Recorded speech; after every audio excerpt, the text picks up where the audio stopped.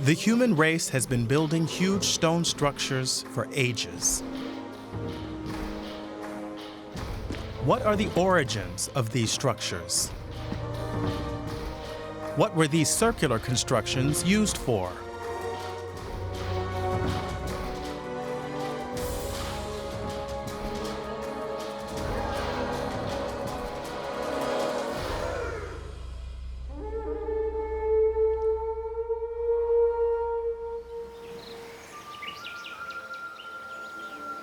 Many of these structures were sealed up thousands of years ago by the people who built them.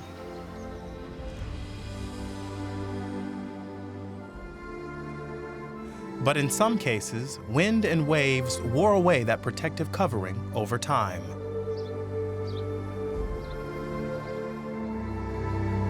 These structures are called megaliths.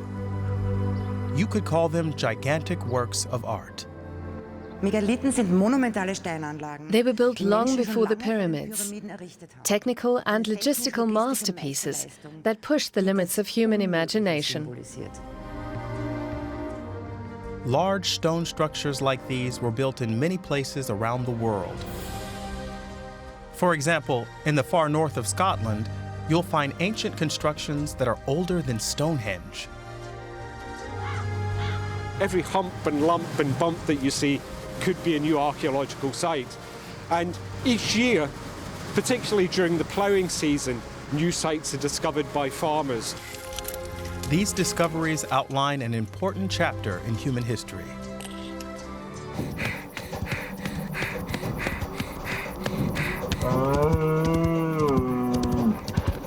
Until about 12,000 years ago, our ancestors were hunters and gatherers. Then, an irreversible transition to a new way of life got underway. The transition from hunting and gathering to sedentary farming was a key development. For millions of years, people had lived by hunting and gathering. And suddenly their lives changed radically, much more so than during the transition to industrialization or the digital age. This is Göbekli Tepe, a small hill in southeastern Turkey. Here in 1994, German archaeologist Klaus Schmidt discovered a series of huge stone structures, including decorated pillars that weigh up to 20 tons.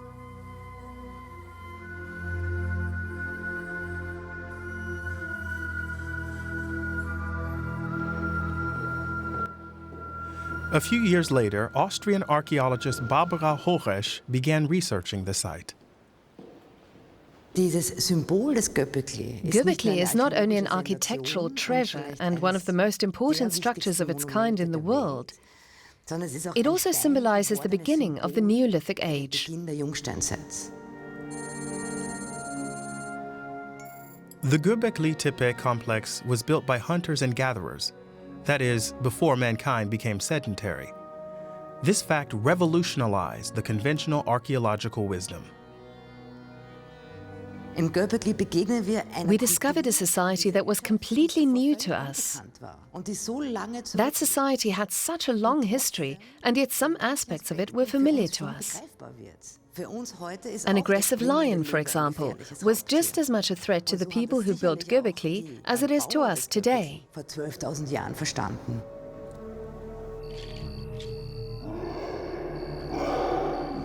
For those who lived near the site, a parallel supernatural world was part of everyday life.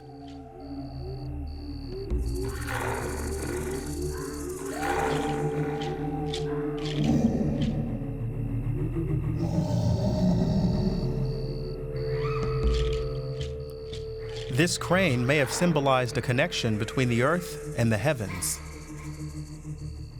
Beetles and snakes were important mythological symbols in many cultures.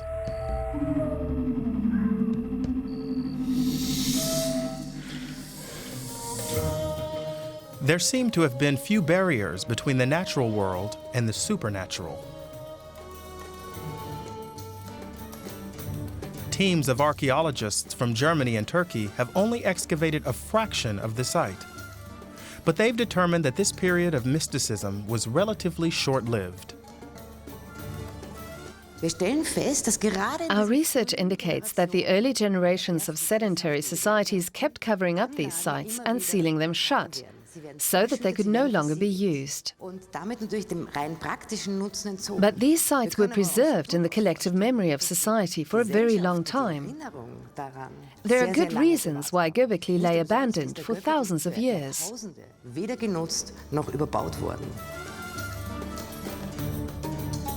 Perhaps the first farmers wanted to distance themselves from the practices of their ancestors. Göbekli had lost its original meaning. People had become sedentary.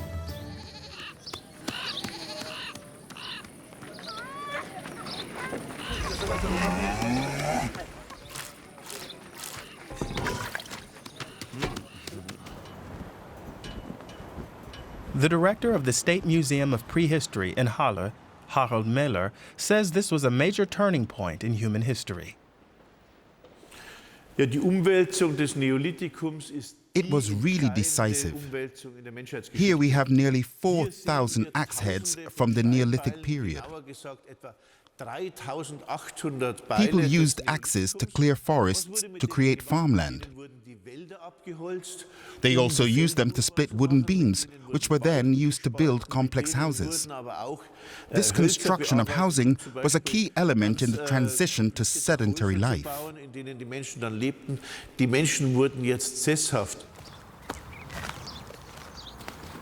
Hunters and gatherers also stayed in one place for extended periods, provided that they could find enough food. But the changes that took place in the Neolithic period were revolutionary. The transition to sedentary life was a key development. For thousands of years, people had lived as hunter-gatherers, a natural way of life. They fed themselves in a natural way as well. They had relatively few children because the women did not become pregnant while they were breastfeeding. But all that changed radically with the development of agriculture, because that prompted people to change their diet. Grain now provided carbohydrates, and domesticated animals provided meat and fats.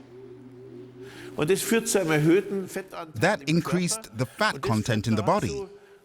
Also, women became pregnant more often, and this led to a population explosion.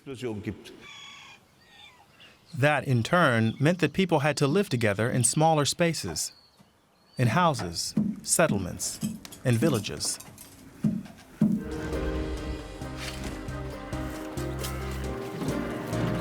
The work of archaeologists is often like trying to solve a puzzle. They carefully dig up artifacts that belong to a specific society and then try to recreate an image of what that society was like. Some objects, like these shards of decorated pottery, have lent their names to entire cultures. For example, the linear pottery culture, which coincides with the first appearance of food-producing societies.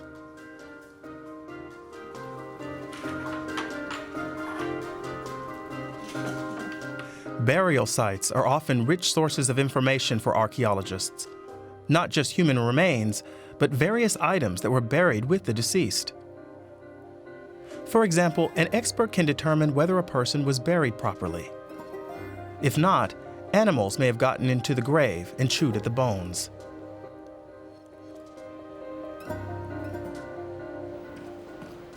Maria Teschler-Nicola is the director of the Archaeological Biology Department at Vienna's Museum of Natural History. She says you can learn a lot from skeletons. For example, we've confirmed vitamin deficiencies and stress symptoms in some remains. And that helps us to reconstruct what people ate and other aspects of daily life. We've found evidence of anemia in the upper reaches of eye sockets. We've seen evidence of vitamin C deficiencies in the alveolar ridges and other bone formations. If we analyze this evidence systematically, we can extrapolate it to the entire population and try to reconstruct specific living and working conditions. Archaeologists always try to determine the age of artifacts. The development of radiocarbon dating was a major step forward in this process. Over the last 20 years, genetic analysis has also provided important evidence. Experts can now examine human and animal DNA that is several thousand years old. Anthropologist Joachim Burger says that genetic analysis of livestock can provide information on the migration patterns of Neolithic farmers. We did our very first tests on domestic animals and determined that all European cattle are descended from Iranian cattle. Today, those animals are found in Switzerland or East Frisian or somewhere, but they originally came from Anatolia and the Middle East. And then we thought, perhaps we can apply that hypothesis to the migration of Neolithic peoples. And after 10 years of research, we were able to determine that these people from Anatolia, especially northwest Anatolia, are indeed the ancestors of all the European Neolithic peoples. Aber nur die Nordwestanatolen Vorfahren aller europäischen Neolithiker sind. It's difficult to find well-preserved genetic material from this period. In warm environments, bones decay more quickly, and with them, the genetic evidence. Another problem is that sometimes older genetic material has been contaminated by newer material, which produces inaccurate results. Still, archaeologists have come up with some interesting findings. In der Tat haben die genomischen Analysen von Genetic analysis of skeletons from northwestern Turkey, specifically an area south of Istanbul, shows that Neolithic people in modern-day Germany and Spain were descended from an ancient people that we call Aegeans. There is evidence that the migrants at that time used both a Mediterranean and a Balkan route.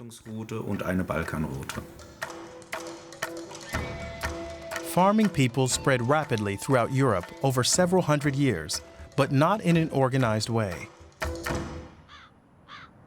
This research facility is located in Tulln, in Austria.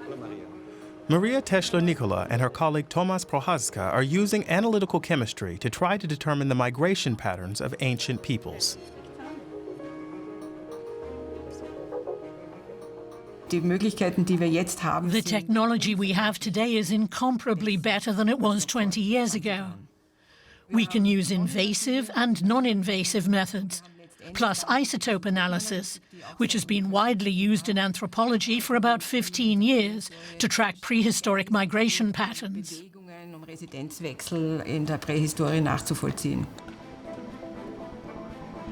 Here, Prohaska examines a tooth that's about 5,000 years old. Tooth enamel does not change over the course of a person's life, so scientists can tell from its composition where people grew up.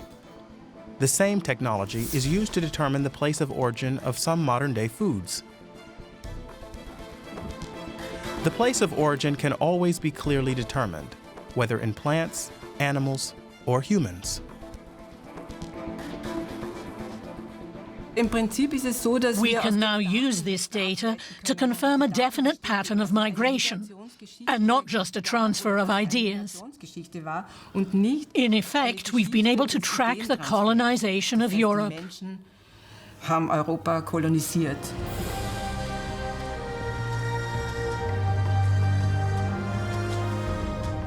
There are few traces of Europe's original residents, the hunters and gatherers who lived there for thousands of years. They were probably displaced by the new settlers or absorbed into new societies. At this point, Europe had been settled by migrants from the Middle East. But what prompted them to move into this new territory?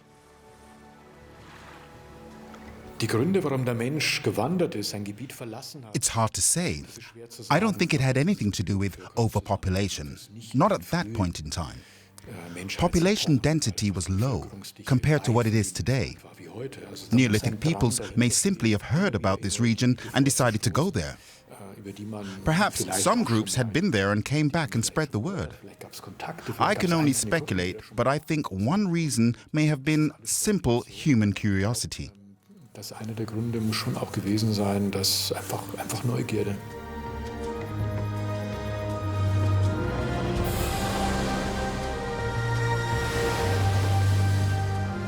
Hunters and gatherers eventually learned to travel by sea. Later, some of the sedentary farmers also used boats to travel west. We don't know whether they used sailboats or rowing boats. In any case, rowing boats were easier to maneuver.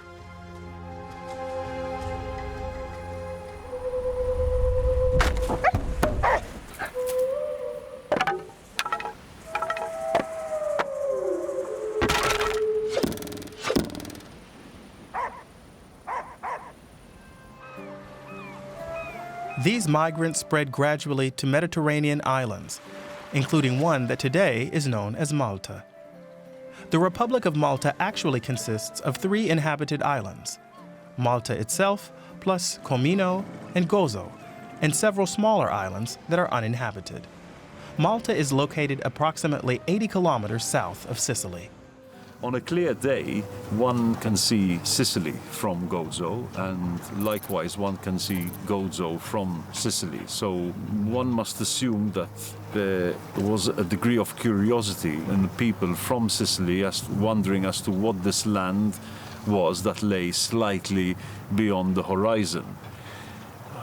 However, it's hard to grasp why people would decide to leave such a fertile island as Sicily and in order to occupy and colonize somewhere that was far away.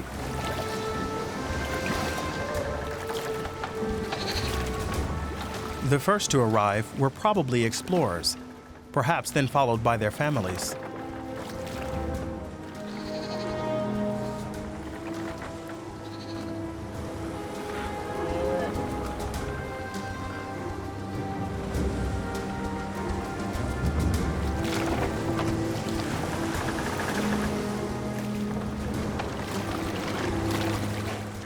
About 2,000 years later, some of the residents started building temples.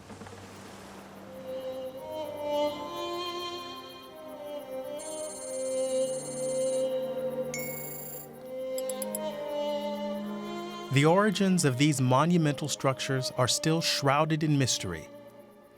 Some of these limestone blocks weigh up to 20 tons. They could turn to dust before we find out more about them. Timmy Gambin, a marine archaeologist at the University of Malta, is trying to preserve the ruins. Here, he's photographing some of them.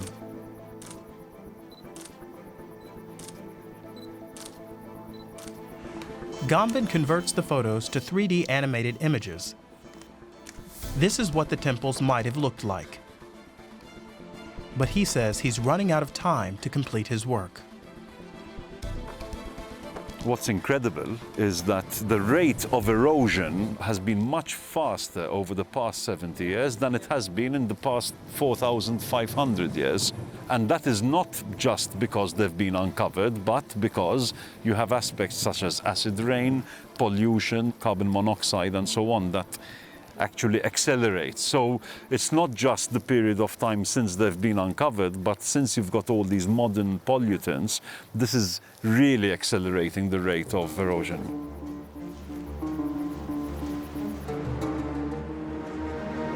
This is the Hajar-Im temple complex on the main island. It's a major tourist attraction. The canopy is designed to protect the site from the elements and slow the process of erosion.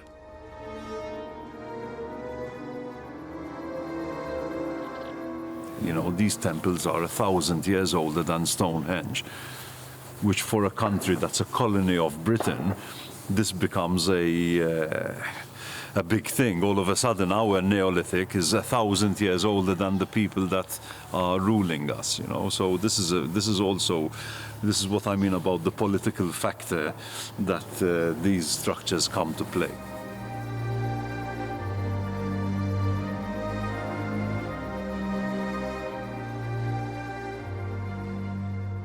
But why did people build these structures? We humans want a comfortable life. We want not to be hungry, not to be sick. And the way to do it was to make sure that the gods were smiling upon you. And one way to make the gods smile upon you was to build monuments in their honor. This is what the site looks like without the canopy. We can now reconstruct how the temple might have looked in its original form. But we can only speculate about its actual purpose and what sorts of rituals might have been carried out there. Who was allowed to enter the inner sanctum and who was not? There is a clear division between the inside space and the outdoor space. The temple is built, covered over. It is the realm of the priest or priestesses. The outside is open to the elements and the realm of the common people. This division is clearly thought of in the design of the temples. The interior of the temple is hidden from the outside world.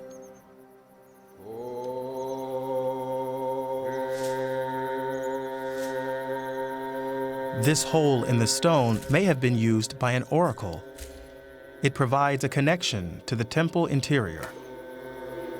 What was sacred to the local residents at that time? What gods did they worship, if any? Did they have sacrificial rituals? We can only speculate. The site leaves many questions unanswered.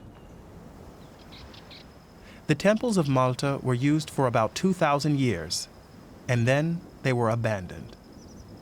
Why did that happen? At that time, and this is very typical of prehistoric cultures, they were not able to achieve real societal consistency. They had no established traditions that could be passed down from generation to generation, like written records, a class of priests, or a line of hereditary rulers. Those are key elements in cultural development. Prehistoric cultures that did not have these elements didn't last long.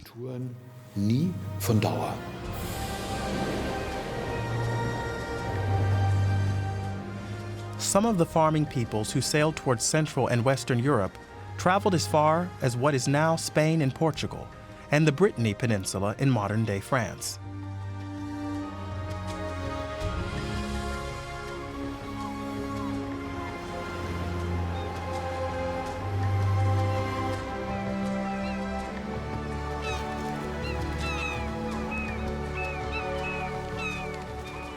The rocky coastline provided building materials for these new settlers.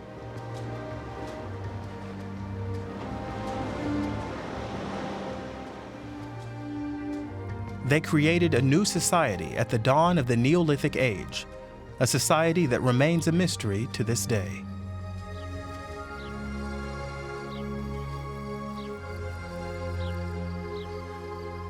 The temples that were built in Malta are unique to that island. Just as these rows of standing stones are to the village of Karnak on Brittany's south coast.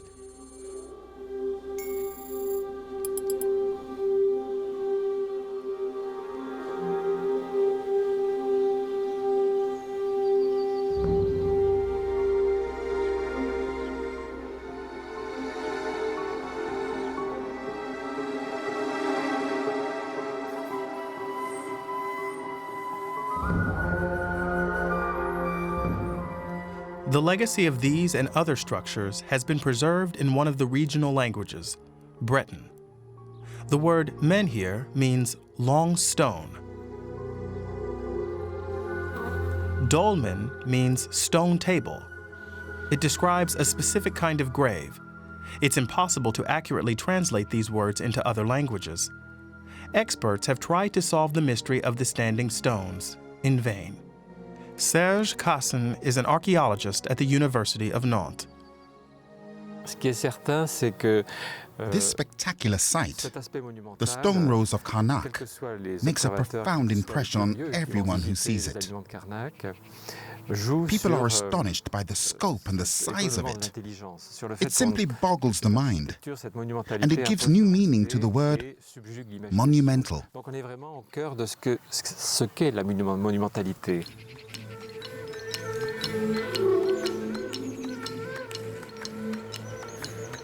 The rows of stones cover an area of more than 3 kilometers. The site used to be much larger.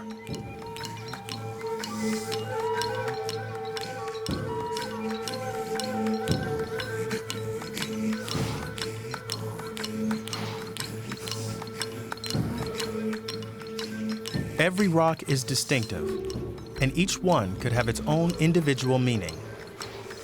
Some researchers believe that the stones represent an expression of political power. Others believe that supernatural forces were at work here. Still others simply see row upon row of gravestones.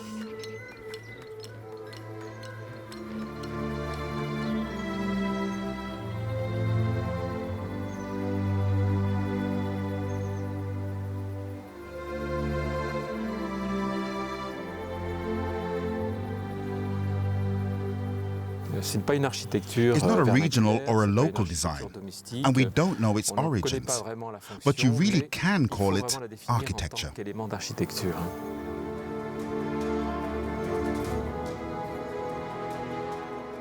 The rows of stones extended from the coast into the interior. Perhaps they indicated a pathway of some sort. If so, where did it lead? One thing is clear, and this applies to all megalithic structures. It's a sacred construction that involves the landscape and living space. You really can see that in the rows of stones, and they're linked to a sacred site.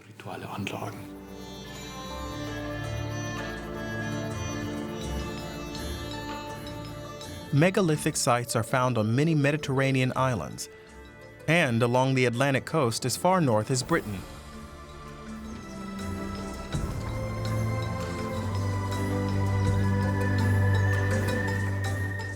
They were also built along the North Sea and the Baltic Sea coasts.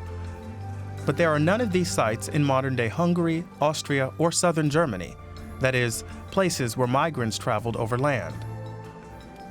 What's the explanation for that?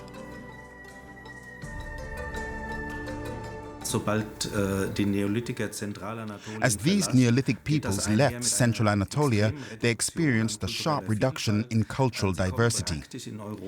They were farmers when they arrived in Europe.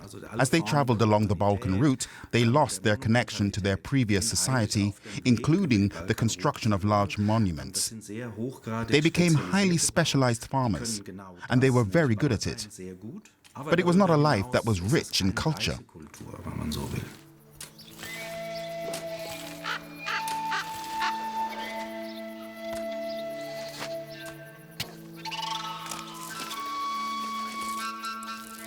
The migrations from the Fertile Crescent to Austria continued for nearly 5,000 years.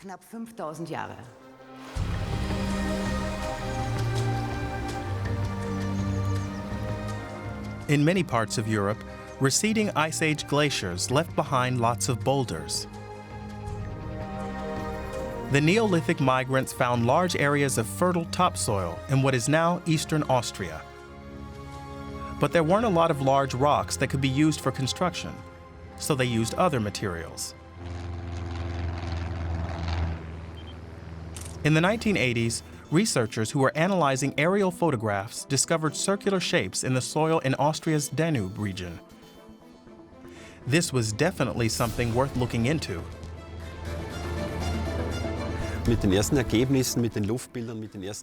Those aerial photos led to excavations, and they found these huge monuments that were more than 6,000 years old. Archaeologists wondered what they'd been used for, and there was a lot of discussion about it back in the 1980s. There were all sorts of possible explanations, everything from forts to meeting places, temples, or cattle pens.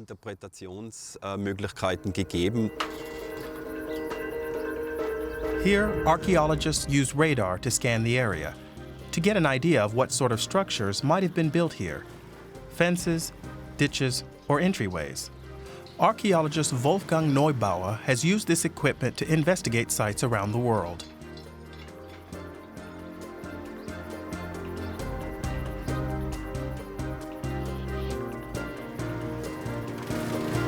For example, Neubauer was able to prove that Stonehenge, perhaps the world's most famous prehistoric monument, was originally made of wood. These circular shapes can be seen from the air only at certain times of the year, provided that they've not been covered up by blowing soil. Neubauer found a total of 40 circular ditches in the Weinviertel region of northeastern Austria. In 2005, archaeologist Wolfgang Lobisser and his team reconstructed one of these ditches near the town of Heldenberg. They used stone tools and the same materials that would have been available during the Stone Age, including wood, bone, and plant fibers.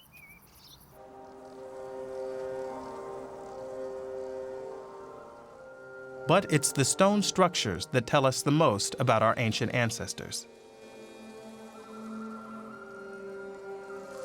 On the North Sea island of Sylt, for example, there are more than 500 burial sites made of stone.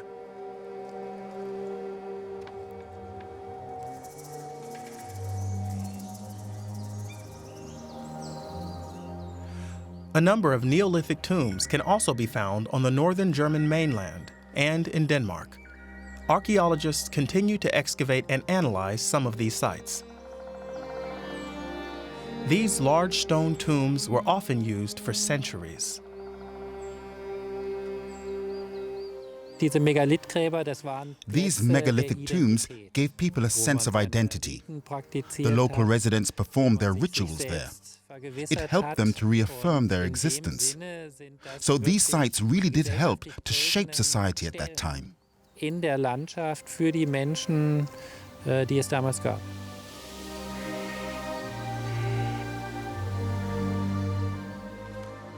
Burial practices can tell us a lot about a given society and its people.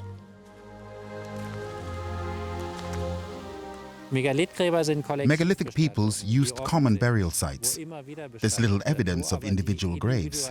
It's as though the deceased lost their identity. During the early Neolithic period, the focus was on the community, not the individual. Those who could contribute substantially to the community were held in high regard. Over time, our ancestors began to create high-quality, elaborately designed ceramics. This beautifully decorated bowl was found in a grave near Lüdelsen, in the eastern German state of Saxony-Anhalt. Items such as these, and burial practices in general, can tell us much about society, including the status of women. We've observed no major differences in the way that men and women were buried in Neolithic societies.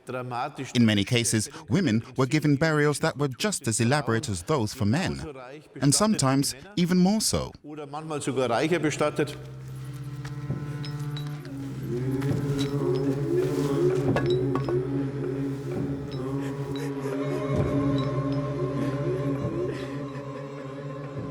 But did Neolithic burial objects really indicate the status of women in society?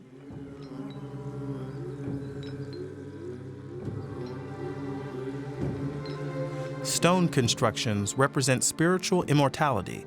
That is, the deceased will be remembered forever.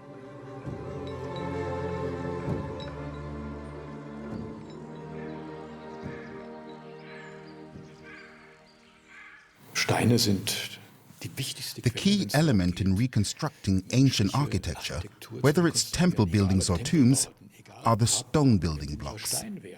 If these structures had been made of wood, we would have found very few remains. We could only speculate as to how large the structure had been. But the stone blocks really gave us an idea of what it was like in prehistoric times.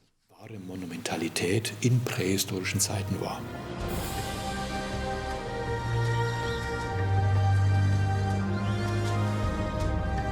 There's an amazing variety of Neolithic structures in the Orkney Islands off the northeastern coast of Scotland. Excavation work began at this site in 2002, led by archaeologist Nick Card. I think what we're seeing today is just really the very tip of the iceberg of what was here 5,000 years ago.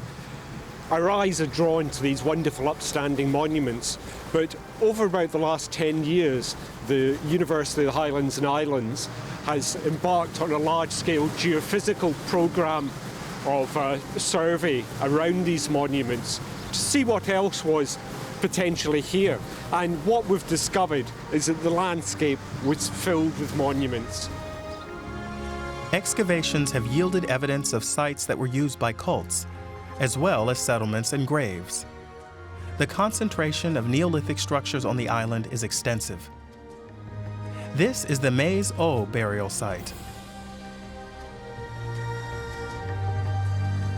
The standing stones of Stenness form one of the oldest circular structures in Britain.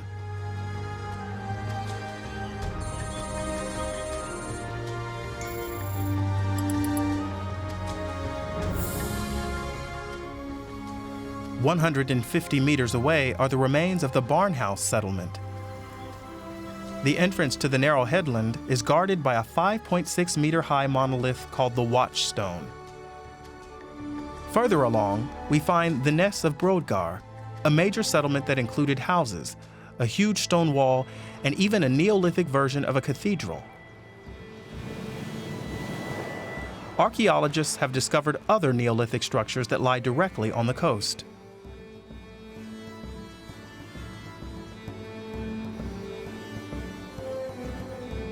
This settlement includes some small stone houses. Much of the excavation site has been covered to protect the masonry from the elements. No visitors are allowed, only Nick Card and his team.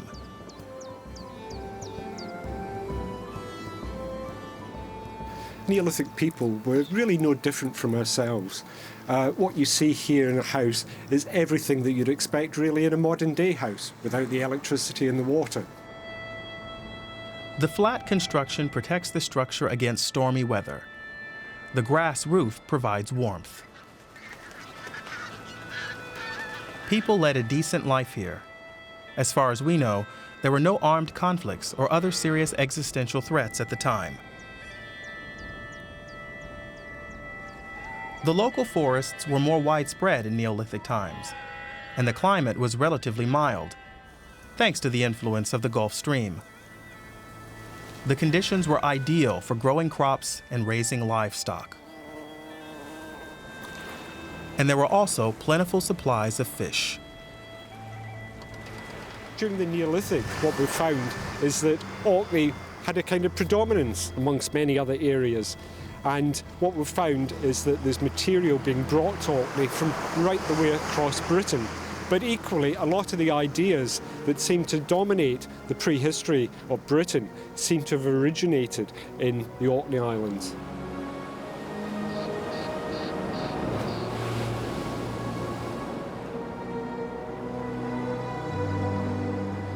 Was the stone circle of Orkney a model for similar structures throughout Britain? Meanwhile, archaeologists have been able to precisely determine Neolithic migration patterns. All they need to carry out a comprehensive analysis are a few bones or teeth that contain traces of DNA.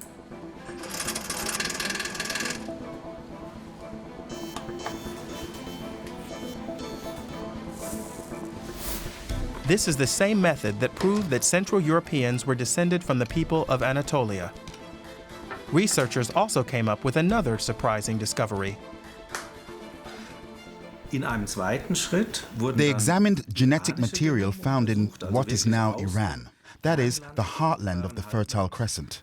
And they found a break in the migration pattern, approximately between western Iran and western Anatolia. The population groups had become so diverse. There are indications that they may have split up between 50 and 70,000 years ago, following the migration of anatomically modern humans from Africa. Both major groups became sedentary, farmed the land, and built houses.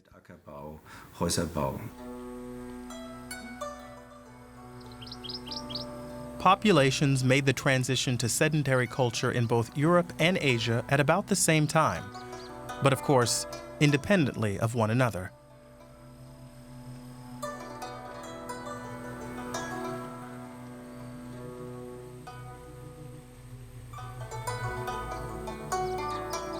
megalithic structures can be found throughout Asia, and especially in Korea.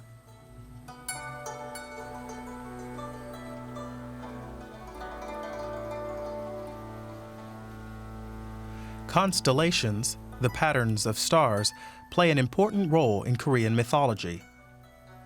Well into modern times, it was not unusual to find images of constellations engraved on headstones. But it's not always easy to determine the precise age of these relics. The Neolithic age appears to have been a relatively peaceful period in human history. Archaeologists have found no evidence of armed conflict during this time.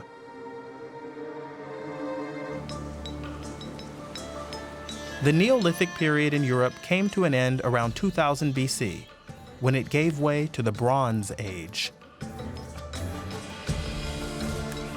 The stone structures remained, of course.